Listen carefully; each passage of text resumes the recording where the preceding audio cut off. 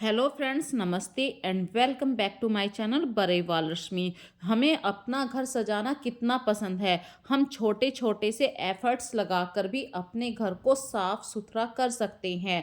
और सबसे बड़ी प्रॉब्लम आती है डस्ट फ्री अपने घर को रखना। इसके लिए फ्रेंड्स, आप अपने घर के पुराने कपड़ों को भी यूज़ कर सकते हैं, या फिर इस तरीके के माइक्रोफाइबर्स टावल आते हैं, स्पंज के रूप में इस तरीके के कपड़े आते हैं जिनमें पानी सोखने की कैपेसिटी बहुत अच्छी होती है। इनमें क्या क्वालिटी होती है कि फ्रेंड्स, ये डस्ट को अच्छी तरीके से एब्जॉर्ब कर लेते हैं। ये देखिए, मैं अपने घर में डेली डस्टिंग करती हूँ, फिर भी इतनी डस्ट आती है मेरे घर में। तो कुछ जगह कुछ एफर्ट्स लगाकर यदि हम अपने घर को डस्ट फ्री रख सकते हैं, तो ऐसे से साधारण से उपाय आपको ज़रूर कर लेने चाहिए। जैसे कि इस डस्टर की हेल्प से मुझे इतना हेल्पफुल है ये कि सारी डस्ट को अपने अंदर एब्जॉर्ब कर लेता है। इसी तरीके से जो ग्लास वाली रेलिंग होती है, जो हमारा स्टेयर होता है, आप उसे पकड़ के कितनी बार ऊपर नीचे जाते हैं, बच्चे भी हाथ लगाते हैं तो जीने के ऊपर भी इसी तरीके के निशान आ जाते हैं। इस तरीके के डस्टर बहुत ही हेल्पफुल होते हैं। और हमारे घर में कुछ ऐसी डेकोरेशन वाली चीज़ें होती हैं, इंडोर प्लांट्स होते हैं, और दिवाली की सफाई को काफ़ी टाइम हो गया है, तो फ्रेंड्स घर के काफ़ी सामान पे डस्ट बैठनी शुरू हो चुकी है। तो कुछ चीज़ों को यदि आप यूज़ करते हैं, जैसे कि मैं इस डस्टर का यूज़ कर रही हूँ, इससे कारपेट बहुत आराम से साफ़ हो जाते हैं। जैसे यहाँ पे ये ग्रीन कलर की आर्टिफिशियल ग्रास वाला कारपेट मैंने यूज़ किया हुआ है। इससे हमारा जो टाइम भी बचता है और वो एरिया भी काफ़ी हद तक साफ़ सुथरा हो जाता है। लेकिन जो हमारे घर की इंडोर प्लांट्स होते हैं, उनकी पत्तियों पे जो डस्ट बैठ जाती है, या तो महीने में एक बार इन पौधों को वॉश कर दीजिए, मतलब सभी को अच्छी तरीके से पानी से नहला दीजिए। और जो वहाँ पे सूखी पत्तियाँ होती हैं, उन्हें ज़रूर हटा दीजिए। देखिए, जो यदि आपने एक दिन के लिए भी अपने घर में डस्टिंग नहीं करी है, तो एक डस्ट की मोटी लेयर जो कि आपको दिखाई नहीं देती है, लेकिन फिर भी आपके घर के हर कोने पर आती है। यहाँ तक कि घर के अंदर रखा हुआ जो सामान होता है, उसमें वो डस्ट दिखाई नहीं देती, लेकिन वो डस्ट आती ज़रूर है। जैसे कि मैं यहाँ पर अपने घर के सोफ़े को क्लीन कर रही थी, जबकि मैं हैंडल वाले एरिए पे डेली वहाँ पे डस्टिंग करती हूँ।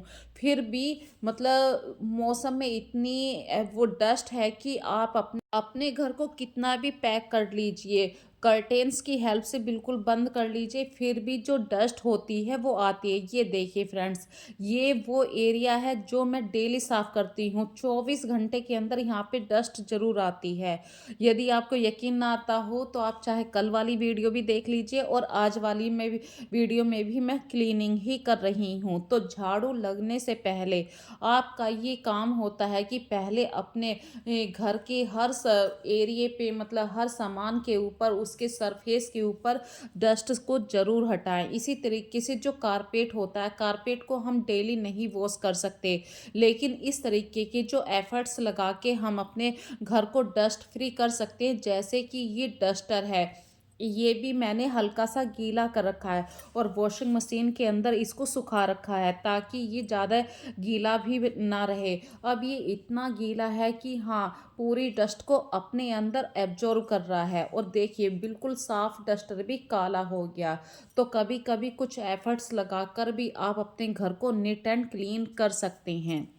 सो फ्रेंड्स, अगला हैक आप लोगों के यहाँ साथ शेयर कर रही हूँ। जो हमारे घर के इंडोर प्लांट्स होते हैं, उनको महीने में एक बार तो नलाई गुड़ाई जो होती है वो ज़रूर करनी चाहिए। यदि आपके पास खुरपी खुरपी मतलब जो प्लांट्स को, मिट्टी को खोदने वाला एक औजार होता है, वो नहीं है, तो घर में जो चम्मच होती है, फोर्क होता है, उसकी हेल्प से भी आप इंडोर प्लांट्स की मिट्टी को इधर से उधर कर सकते हैं। इससे प्लांट को एनर्जी मिलती है और प्लांट भी खुश रहते हैं। और जो वहाँ पे प्लांट के अंदर आपको कचरा दिखाई दे, जैसे कि कुछ पत्थर भी होते हैं, सड़ी गली पत्तियाँ भी होती हैं, उनको तुरंत वहाँ से हटा दीजिए। इससे इंडोर प्लांट थोड़ा सा खुश फील करता है। और फ्रेंड्स, कुछ हमारे घर के ऐसे एरिए होते हैं, कॉर्नर, भई जो मेन चीज़ होती है उसे तो आप साफ़ कर लेते हो, लेकिन जो कॉर्नर होते हैं या छुपाव वाली चीज़ें होती हैं उसको मतलब आप इग्नोर कर देते हो कि आज नहीं साफ़ कर रहे, कल करेंगे। लेकिन यदि अपनी हैबिट्स में हम थोड़ा-सा ये शामिल कर लेते हैं कि हर चीज़ को एक पैलर में लेके चलते हैं कि आज मैंने इस एरिये को साफ़ किया, कल मैं इस एरिये को साफ़ करूँगी।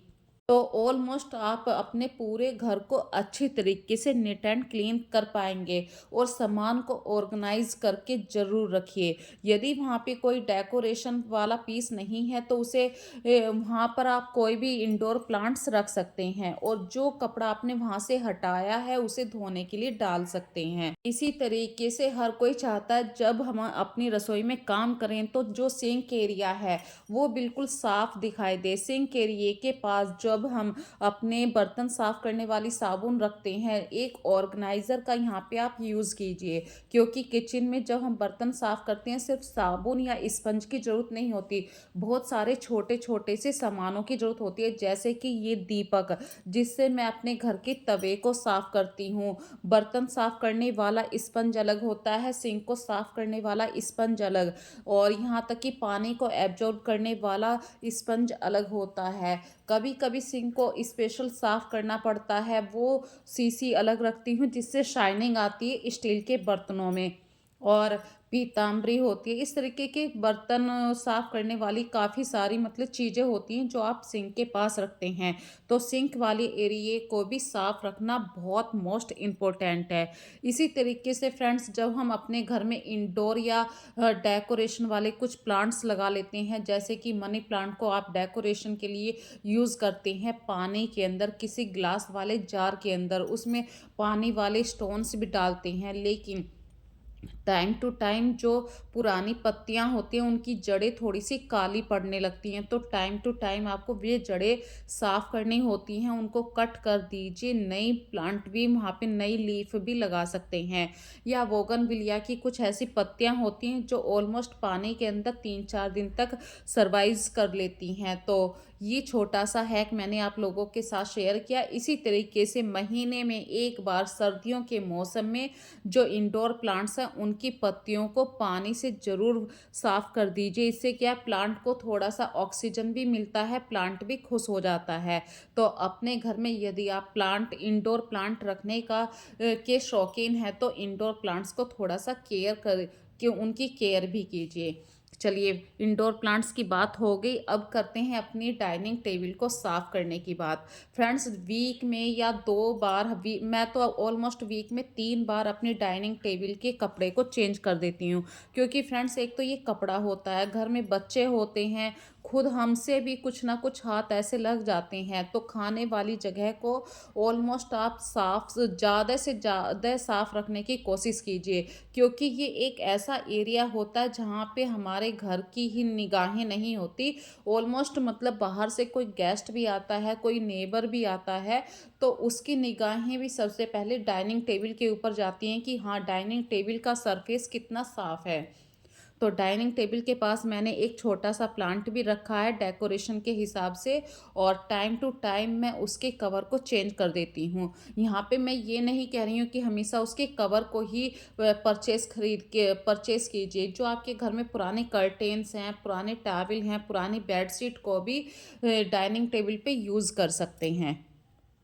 और हमारे घर में जो सबसे ज़्यादा चप्पल जूते इधर-उधर रहते हैं, बच्चे तो स्कूल चले जाते हैं लेकिन उनके जो फुटवियर होते हैं वो ऐसे ही पड़े रहते हैं।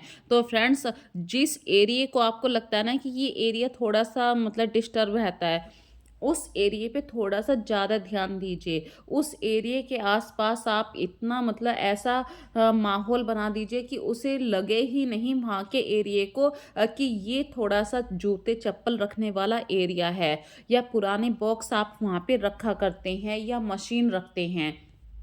तो फ्रेंड्स मेरे यहाँ पे देखिए, ये एक ऐसा कॉर्नर तो मैं नहीं कहूँगी, लेकिन एक ऐसा एरिया जहाँ पे शूज़ भी रखती हूँ और पुराने बॉक्स भी रखा हुआ है। उसी बॉक्स के ऊपर मैंने अपनी सिलाई वाली मशीन भी रखी है, तो इस एरिया को साफ़ करने के लिए मुझे थोड़ा-सा जुगाड़बाजी ज़्यादा ध्यान देना पड़ता है, क्योंकि ये एरिया मेरे घर में सबसे ज़्यादा गंदा होता है।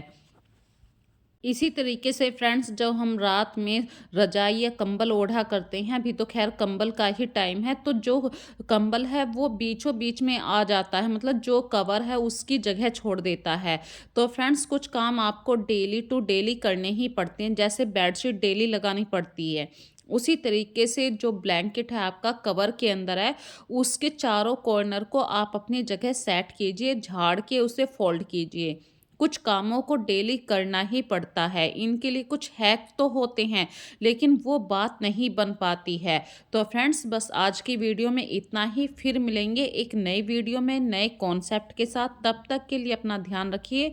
सो take care friends and bye bye.